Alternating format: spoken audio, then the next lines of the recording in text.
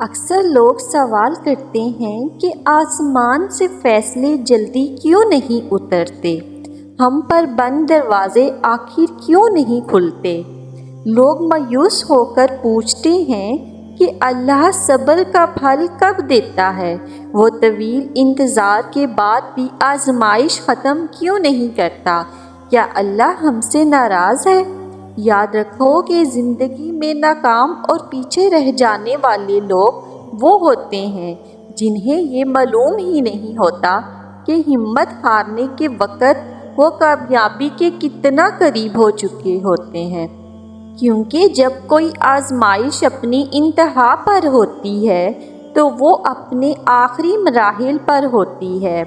یاد رکھنا، کامیاب لوگ اپنے فیصلوں سے حالات بدل دیتے ہیں اور ناکام لوگ حالات کے ڈر سے اپنے فیصلے بدل دیتے ہیں۔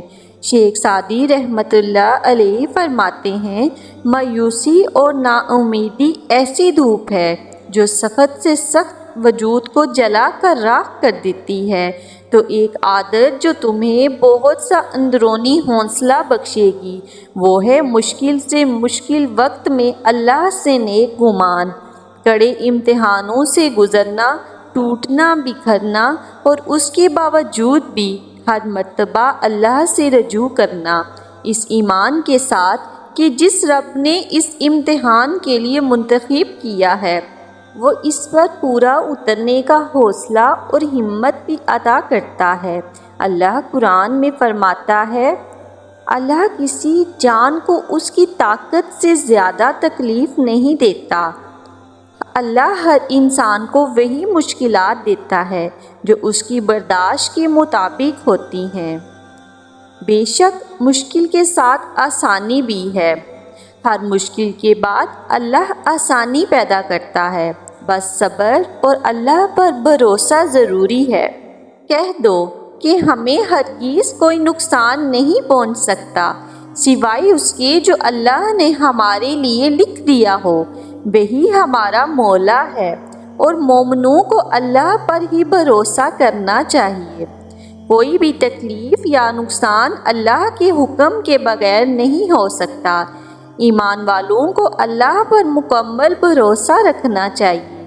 جانتے ہو وہ کون سا رستہ ہے جو تمہاری طویل آزمائش کو مختصر کر دیتا ہے اور جس پر چلنے کے نتائج عارضی نہیں بلکہ ابدی اور لازوال ہوتے ہیں؟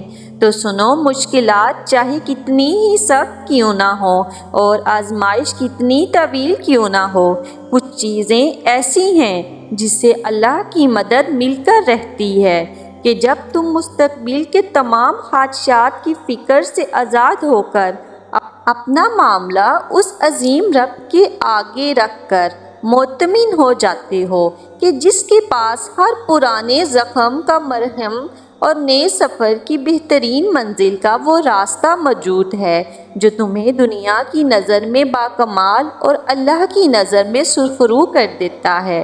یاد کرو وہ وقت جب حضرت نوح علیہ السلام کی کشتی میں پرانے زخموں سے چور وہ لوگ بھی موجود تھے جو اللہ کے یقین کے سہارے ہر طوفان سے ٹکرا گئے مگر ہار نہ مانی، اور ان کا بھروسہ اللہ ہی سے جڑا تھا۔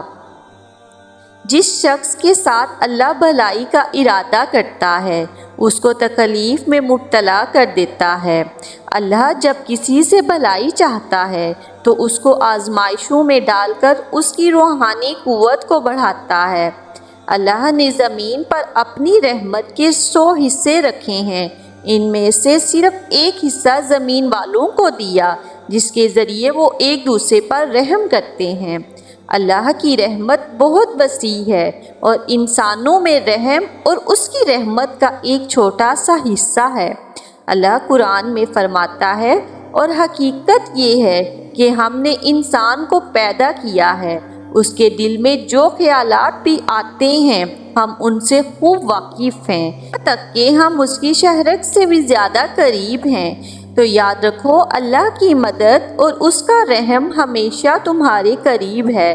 صبر کرو، بھروسہ رکھو اور مایوس نہ ہو، کیونکہ اللہ تمہاری آزمائش ختم ہونے کے قریب ہے۔